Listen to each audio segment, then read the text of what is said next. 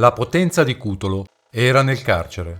Dopo l'arresto ad Albanella, torna nel suo regno, il carcere di Poggioreale. In quegli anni, gli anni '80, quel carcere sembra uno dei gironi danteschi dell'inferno, un luogo disumano dove lo Stato sembra aver abdicato al proprio ruolo, dove la violenza è il regolatore unico dei rapporti e la violenza è quasi sempre dalla parte di chi in carcere ha i soldi. E di soldi in carcere o professore ormai ne ha molti, moltissimi. È tornato nelle patrie galere con un'aura diversa, dopo l'evasione che ne ha accresciuto il prestigio criminale. Il suo fare è sempre brillante di chi non sembra subire i colpi della giustizia, ma che con il sorriso si veste dell'abito del Messia, venuto a difendere la propria terra. Una visione idealizzata che crea il mito dell'invincibilità di Cutolo. Ora, oltre ai soldi e alla violenza, ha anche quello che più cerca, la cieca devozione. Il terrore arriva dopo ed è solo il suggello ultimo di un'escalation criminale che ha raggiunto ormai il suo apice. Gli adepti si moltiplicano, reclutati nelle carceri fra i più poveri e reietti, tra coloro che vivono alla giornata e che ancora non fanno parte di un sistema. Come tutti i criminali ormai al vertice, fa del suo paese di origine, Ottaviano, la propria roccaforte. Un po' per legame affettivo, molto per crearsi quell'appoggio totale della popolazione, per sentirsi protetto dalla propria gente. Quello che in parallelo, dall'altra parte del mondo, sta facendo Pablo Escobar nella sua città, Medellin.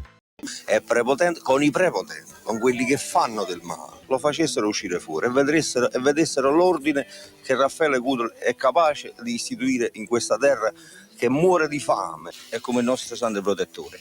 Siamo nati con lui e moriremo con lui. Perché se io vorrei cadere malato, no, che mi occorresse il sangue, io me lo facessi dare da lui, perché è un sangue nobile e degno di essere amato. Vaneggia di riscatto sociale con cui blandisce gli ultimi e i più violenti. Forse ci crede veramente, o sta soltanto mentendo a se stesso per giustificare le proprie azioni. Quando passa lui è come assistere alla processione di un santo. Quasi tutti i suoi capizona vogliono emularne l'aspetto, portano occhiali da vista che fanno montare con lenti non graduate, poiché ci vedono benissimo. È in questo periodo che la presunta onnipotenza spinge Cutolo a cercare di tassare il traffico di sigarette su Napoli. Lo scontro con le vecchie famiglie di Camorra e con la mafia non può che essere la naturale conseguenza di questa sua tentata imposizione. Il fronte anti-cutoliano si sta compattando per sbarrare la strada al nemico comune. Per far questo si mettono da parte antichi rancori e vecchie diatribe. Si forma quella che viene chiamata nuova famiglia. Poggioreale è diviso, in un padiglione i cutoliani, nell'altro gli appartenenti alla nuova famiglia. Perché questo aveva un significato preciso allora? No, perché lui andava sempre al padiglione Genova. Ho detto perché, come mai te ne sei andato perciò dico, ma allora aveva un significato preciso nell'ambito carcerario il passaggio al padiglione Salerno, perché al padiglione Salerno c'erano tutti i nuovi quando si arrivava per modo di dire in caccia, diceva tu con gli sai. Questo... Quando vengono a contatto, volano coltellate ed anche colpi di pistola. Perché nel carcere entra di tutto, soldi, droga e armi. Molto entra tramite le visite dei parenti. Ma spesso a consegnare il tutto sono agenti penitenziari, corrotti o minacciati. È tra le mura di questo vecchio istituto di pena che partono gli ordini di ammazzare chi sgarra. Le vendette tra i clan sono all'ordine del giorno, si ammazza su commissione, ma si ammazza anche per futili motivi. Purtroppo ancora vittime di selvagge vendette nell'inferno del carcere di Poggioreale. 3 detenuti sono stati assassinati in modo atroce. In carcere Cutolo si veste con vestaglie di seta, fa arrivare champagne, decide se e quando debbano perquisirlo. Lei riesce a far avere permessi, a far organizzare... Soltanto a salvare il salvabile, non permessi, non è vero, sono tutte chiacchiere. Si dice che lei in Campania disponga di 3.000 uomini che farebbero di tutto per lei. Ciò significa che ho seminato il bene. Ecco, voi avete studiato, significa che ho seminato il bene, no? Ecco, lei come si definirebbe allora? Ma sono uno che combatte contro le ingiustizie. Io e tutti gli amici miei. Un Robin Hood, diciamo. Diciamo.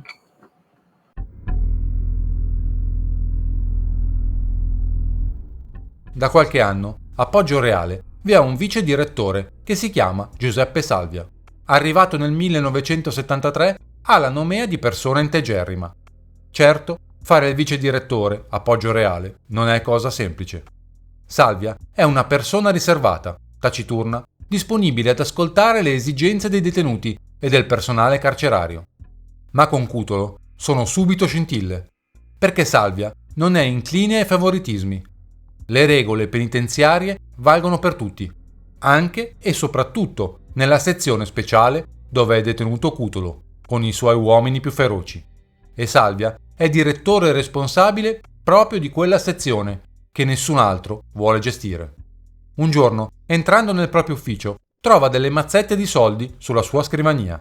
Un tentativo di corruzione sdegnosamente rigettato. E quando la corruzione non funziona, l'alternativa è l'uso della forza. Mentre la sorella, Rosetta, da Ottaviano, gestisce la NCO fuori, facendo le veci del fratello, o professore decide di comprarsi il castello mediceo del suo paese. Una sorta di rivalsa sociale, perché lì avevano lavorato i poveri genitori. E nel carcere la rivalsa è mostrarsi come il più importante, quello a cui nessuno può dire di no, nemmeno il vice direttore del carcere. Non il direttore, perché quello è quasi sempre assente. Ed oltre alla perpetua assenza del suo superiore, Salvia sconta anche l'ostracismo tra coloro che nel carcere, pur essendo uomini dello Stato, non gradiscono il fatto che Cutolo venga contraddetto, per paura o per collusione nei confronti del professore. Ma so che lei nelle carceri comanda. No, non comando il direttore, il maresciallo, niente. Io comando io.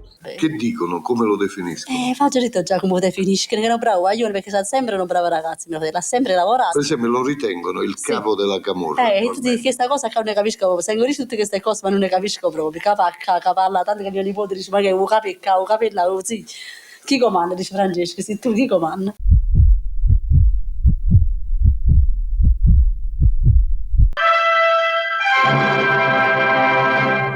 Buonasera, una notizia prima dei titoli. Questa sera alle 19:39 esattamente in tutte le regioni italiane del centro-sud è stata avvertita una scossa di terremoto. Il 23 novembre 1980 arriva il terremoto. Nel trambusto generale si aprono le celle e vengono prese come ostaggi alcune guardie carcerarie. Cutolo indica ai suoi killer quali sono le celle da raggiungere per portare il suo messaggio di morte.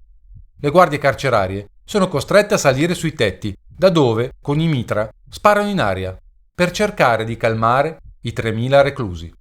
La sommossa dura giorni. Da fuori vengono lanciati fumogeni. Si tenta di far ritornare la normalità e nel mentre vengono compiuti delitti efferati.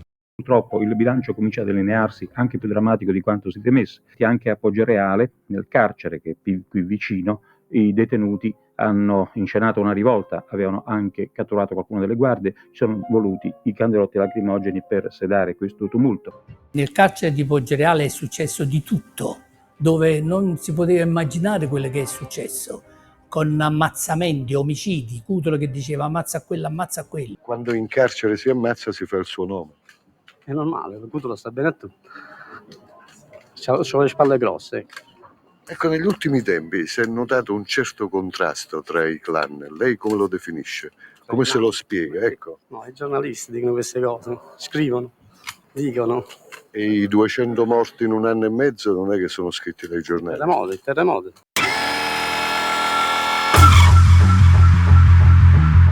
Pochi giorni dopo, Cutolo, rientrando alla propria cella dopo un colloquio con l'avvocato, si oppone alla rituale perquisizione che tocca ai detenuti. Cutolo alza la voce. Gli agenti si fermano e si voltano dall'altra parte. Ma Giuseppe Salvia procede, con grande spirito di servizio. Procede lui stesso e da solo alla perquisizione. Cutolo, stizzito, schiaffeggia Salvia e quello schiaffo, pubblico, è una sentenza di morte. Salvia è costretto a raccogliere gli occhiali rotti da terra. Ma anche la vendetta nell'agire di Cutolo deve avere una motivazione e Salvia viene additato da un professore come il suo persecutore personale, quello che ce l'ha con lui e solo con lui. Il direttore del carcere di Poggioreale, Giuseppe Salvia, è stato ucciso a colpi di pistola. 14 aprile 1981. Il dottor Giuseppe Salvia esce alle 14 dal portone centrale del penitenziario, su una Ritmo bianca recentemente acquistata. Saluta gli agenti e si dirige verso la tangenziale, che deve percorrere nel breve tratto compreso tra Corso Malta e Arenella, quando si accorge di essere seguito da una Giulietta blu. È il momento in cui i killer imprimono un'accelerata e si affiancano alla Ritmo bianca. Salvia, che viaggia armato di una pistola calibro 7,65, probabilmente intuisce l'agguato. Le due macchine in questi pochi secondi sono vicine. Il funzionario cerca una manovra disperata e sterza per evitare una collisione e per svincolarsi dalla stretta di pochi metri quadrati tra la sua vettura e il muretto laterale. Ma non ce la fa, perché uno degli assassini inizia a sparare. L'altro, alla guida, blocca la Giulietta. E lì avviene l'esecuzione. La gamba destra rimane sul pavimento della macchina, il corpo cade sull'asfalto. I killer non trovano ostacoli per la fuga ed imboccano il tunnel che conduce al casello che passano sfracciando. L'auto viene abbandonata a poca distanza.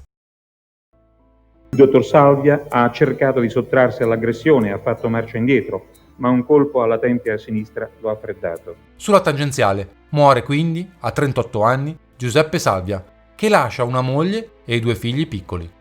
Ma oltre a essere un uomo ed un padre di famiglia, Salvia è il vice direttore di un carcere e mai si era vista una cosa simile. Le guardie penitenziarie protestano ovunque. Al funerale, tra i molti fiori, giunge anche una corona di un detenuto che per quel gesto verrà ucciso.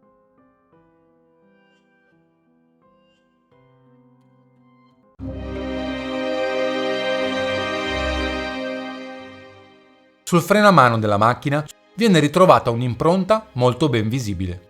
Durante l'omicidio, uno dei killer ha con forza tirato il freno a mano. Le indagini si rivolgono subito verso l'attività di Salvia, verso Poggioreale, verso Cutolo. La zona dell'omicidio è quella di Ponticelli e l'impronta viene comparata con quelle dei criminali più noti di quella zona. Il confronto porta all'individuazione di Mario Incarnato, uomo di Cutolo. Per Cutolo è il primo di una serie di segnali che porteranno allo sgretolarsi del suo impero. Ha raggiunto l'apice. Cutolo sta iniziando un rapido declino, al quale cercherà di ribellarsi senza successo. Il suo trasferimento ad Ascoli Piceno aprirà nuove lotte e nuove faide e porterà dritto a quel tentativo di far piaceri ai poteri dello Stato, a quel caso Cirillo, che sarà la tomba del Cutolo boss. Però è stata una cosa veramente vergognosa, a 38 anni spento, solo perché faceva il suo lavoro. L'aveva schiaffeggiato. Così, perché faceva delle cose mali, ma è morto, è brutto parlare di un morto comunque. Io l'ho schiaffeggiato, quindi io non sono, avete sentito, ho detto al presidente, non sono pazzo scemo, sono pazzo intelligente. Quindi non è che io schiaffeggia uno, lo minaccio di morte e poi lo ammazzo. Non mi vado a prendere gli ergastoli così.